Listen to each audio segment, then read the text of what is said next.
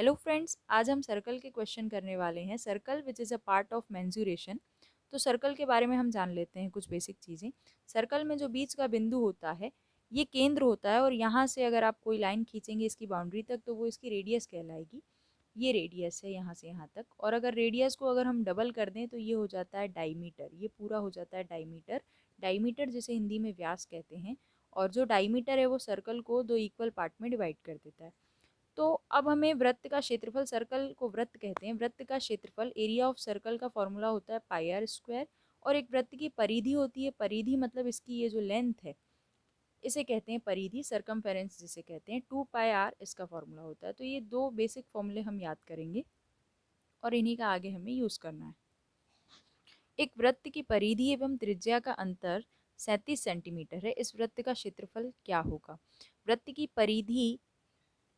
परिधि होती है 2 पाई आर, सरकमफेरेंस जो होता है वो 2 पाई आर, और त्रिज्या, त्रिज्या मतलब रेडियस। इन दोनों का डिफरेंस लेना है आपको, तो बीच में लगेगा माइनस, और इनका जो डिफरेंस है वो कितना है? 37 सेंटीमीटर है। अब हम यहाँ से पहले रेडियस फाइंड कर लेंगे, उसके बाद हमें जो एरिया निकालना है वो हम उसका फॉर्मूला हम यूज़ करेंगे पाई आर स्क्वायर, लेकिन इसमें आर की ज़रूरत है तो आर हम यहाँ से निकालेंगे। तो देखिए, आर कॉमन निकाल लेंगे तो 2 इंटू पाई कितना है 22/7, इसकी वैल्यू होती है, यहाँ से कुछ नहीं बचा तो 1 इक्वल टू 37। ये कितना हो जाएगा? 44/7, 44 ये 7 इधर गया, अपॉन में 47 इक्वल टू 37। 44 में से 7 माइनस किया तो कितना आ जाएगा हमारे पास? 37 और अपॉन में 7। 37 से 37 कैंसिल, ये इधर गया तो आर की वैल्यू जो है वो कितनी आ गई? 7 आ गई। अब हमें क्या फाइंड करना है? वृत्त का क्षेत्रफल जो कि होता है पाई आर स्क्वायर। तो पाई की वैल्यू हम रखेंगे और आर हमारे पास है 7 इंटू 7। 7 से ये कैंसिल हो गया, कितना हुआ? 154 सेंटीमीटर स्क्वायर। ऑप्शन नंबर सी।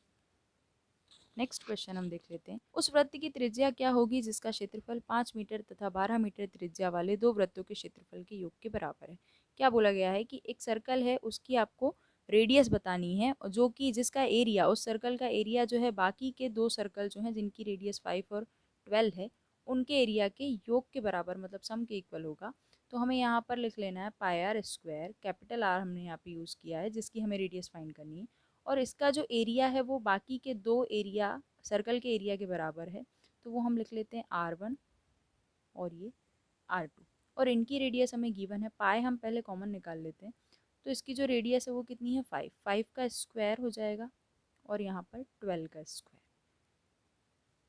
इधर क्या था हमारे पास? पाई आर स्क्वायर। पाए से यहाँ पर पाए कैंसिल हो गया, ये कितना हुआ? 25, और ये हो गया 144, दैट इज़ 169। और 169 किसका स्क्वायर होता है? 13 का। स्क्वायर से ही कैंसिल, तो जो सर्कल है उसकी रेडियस क्या आ गई? 13 सेंटीमीटर। 13 मीटर है यहाँ पर। एक वृत्त की परिधि 100 सेंटीमीटर है। इस वृत्त के अंतः वर्ग की प्रत्येक भुजा की माप कितनी होगी? अंतः वर्ग का मतलब क्या है? यहाँ पर एक सर्कल है और इसके अंदर एक वर्ग बना हुआ है, वर्ग जिसकी चारों भुजाएं समान होती हैं, चारों साइड जो है इक्वल होती है। तो ये जो आपके पास परिधि है वृत्त की वो कितनी है? 100 है। 100 मतलब 2 पाई आर की वैल्यू आपके पास 100 सेंटीमीटर है। अब पूछा क्या गया है कि वर्ग की, अंतः वर्ग की प्रत्येक भुजा की माप कितनी होगी, मतलब ये साइड्स आपसे पूछी गई हैं। तो एक निकाल लेंगे, वही सबकी होगी कि क्योंकि वर्ग की सभी भुजाएं समान होती हैं। तो हमें क्या निकाल, हम इसको ए मान लेते हैं, इसकी एक भुजा को मान लेते हैं हम ए। अच्छा, बीच में हम यहाँ पर एक डायगोनल खींच देते हैं। स्क्वायर के लिए तो ये इसका डायगोनल है, बट अगर हम सर्कल के हिसाब से देखें तो सर्कल का ये क्या हो जाता है? डायमीटर हो जाता है, जो कि उसको बीच में से डिवाइड कर रहा है। डायमीटर जो है वो रेडियस का क्या होता है? डबल होता है। तो हम इसको क्या लिख सकते हैं? 2 इंटू आर लिख सकते हैं। ये जो डायगोनल है स्क्वायर का वो सर्कल का क्या है? सर्कल का ये डायमीटर है, और इसको हम क्या लिख सकते हैं? 2 इंटू आर लिख सकते हैं। तो 2 इंटू आर ये आपका क्या हो गया? डायगोनल हो गया। अब देखिए यहाँ पर हमारे पास 90 डिग्री आ रहा है। 90 डिग्री मतलब हम इसमें पाइथागोरस थ्योरम अप्लाई कर सकते हैं, और इसको हमने ए माना है, बाकी इसकी जो साइड्स हैं वो सभी क्या हैं? ए हैं, क्योंकि चारों साइड्स जो हैं बराबर होती हैं। तो अगर पाइथागोरस थ्योरम हम लगाएंगे तो इसको हम x मान लेते हैं डायगोनल को, तो X square equal to A square plus A square, base भी यही हो गया और परपेंडिकुलर भी यही हो गया, बेस भी यही हो गया और परपेंडिकुलर भी ए हो गया क्योंकि सभी साइड्स इक्वल है। अब देखिए ये जो डायगोनल है जिसको मैंने एक्स माना है ये क्या है, 2 × r है क्योंकि ये रेडियस का डबल है। किसके हिसाब से, सर्कल के हिसाब से। तो ये 2 × r, 2r का स्क्वायर हो गया और इसको हमने ऐड किया तो कितना हो गया, 2a स्क्वायर। ये हो जाएगा आपके पास 4r स्क्वायर और ये कितना हो जाएगा हमारे पास, अब हम इसको कैंसिल करेंगे तो 2r square equal to A square, 2r square equal to A square, ये हो गया हमारे पास। तो अब देखिए ए निकालना है मुझे, साइड निकालना है, तो आर की वैल्यू चाहिए, तो आर हम कहाँ से निकालें। अब हमें जो परिधि दी गई थी 100, यहाँ से हम आर की वैल्यू निकालते हैं। देखिए 2 × पाई कितना हो जाएगा, 44/7, क्योंकि पाई होता है 22/7 और ये आर, यहाँ से अगर हम वैल्यू निकालें तो ये कितना होगा, 2 से इसको हम कैंसिल करेंगे तो हमारे पास क्या हो जाएगा। देखिए यहाँ पाई की वैल्यू रखने की हमें ज़रूरत ही नहीं क्योंकि ऑप्शन में पाई में ही आंसर आ रहा है।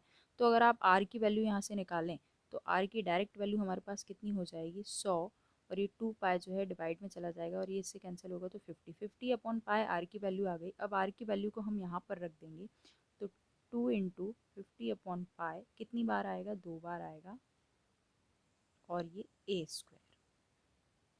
अब देखिए स्क्वायर हटेगा तो इधर रूट लगेगा तो सब पे लग जाएगा रूट, जिसके पेयर हैं वो बाहर आ जाएगा, जिसके नहीं है वो अंदर रह जाएगा। तो 50 जो है बाहर आ गया, तो 50 बाहर आ जाएगा और पाई भी बाहर आ जाएगा, लेकिन 2 जो है वो रूट के अंदर रह जाएगा। तो हमारा आंसर आएगा 50√2/पाई सेंटीमीटर। ये आपका क्या हो गया, एक साइड हो गई स्क्वायर की, और स्क्वायर की सभी साइड्स इक्वल होती हैं तो सभी भुजाओं की जो माप है वो ये आ गई। किसी वृत्त की त्रिज्या में 30% की कमी करने पर इसके क्षेत्रफल में कितनी कमी आएगी। वृत्त की जो रेडियस है सर्कल की उसमें 30% की कमी कर देंगे तो मान लीजिए ये सर्कल है हमारे पास और ये इसकी क्या है, रेडियस है। अब इसको कम कर देंगे, कितना कम कर देंगे, 30%। तो अगर इसको कम कर देंगे तो सर्कल भी क्या हो जाएगा, छोटा हो जाएगा, तो इसका एरिया भी बहुत कम हो जाएगा। तो कितना कम हो जाएगा, कितने परसेंट कम हो जाएगा वो हमें बताना है। तो हम क्या पूछा गया है कि एरिया कितना कम हो जाएगा, तो सर्कल का एरिया होता है पाई आर स्क्वायर। तो यहाँ पर आर कितनी बार आया है, देखिए 2 बार आया है, मतलब एक बार यहाँ पर कमी होगी और एक बार यहाँ पर कमी होगी। तो जब 2 बार कमी हो या 2 बार वृद्धि हो तो हमको ये फॉर्मूला यूज़ करना है, x + y + x × y/100। यहाँ पर एक बार 50 की कमी हुई, फिर से आर है, मतलब फिर से 50 की सॉरी, यहाँ पर एक बार 30% की कमी हुई, दूसरी बार फिर से 30% की कमी हुई, क्योंकि आर कितनी बार है, 2 बार है। रेडियस में 30% की कमी हो रही है लेकिन दोनों बार हो रही है, तो जब 2 बार होगी तो हम ये फॉर्मूला यूज़ करेंगे। क्या लिखना है आपको, अच्छा कमी हो रही है तो आपको नेगेटिव लेना है, और अगर वृद्धि होती तो हम यहाँ पर पॉजिटिव वैल्यू लेते। तो 30, यहाँ पर भी -30, यहाँ पर -30 × -30 अपॉन 100, 2 0 से 2 0 कैंसिल, 30 - 30 कितना हो गया आपके पास, -60, माइनस माइनस प्लस, और 3 × 3 कितना हो गया, 9, माइनस प्लस माइनस, 60 में से 9 माइनस किया कितना आ गया, माइनस का 51%।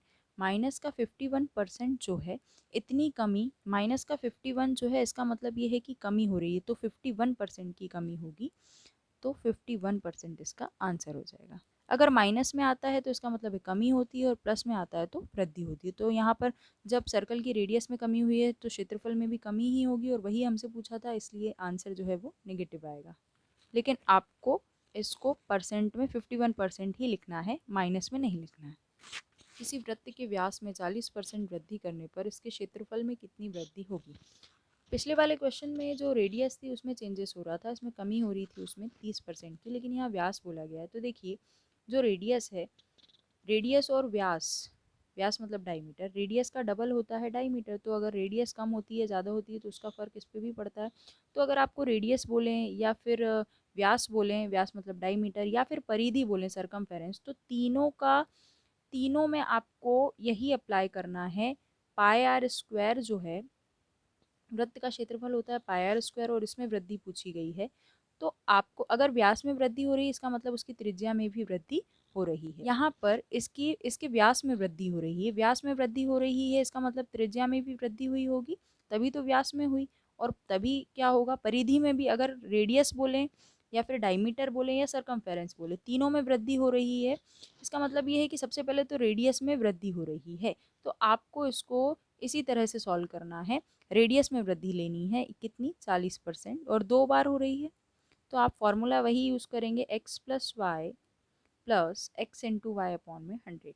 तो 40 वृद्धि हुई है तो प्लस का 40, यहाँ पर भी प्लस का 40 और यहाँ पर 40 इंटू 40 अपॉन 100। 2 जीरो से 2 जीरो कैंसिल, ये कितना हो गया 80, और 4 इंटू 4 16, तो टोटल 96% की वृद्धि हो रही है।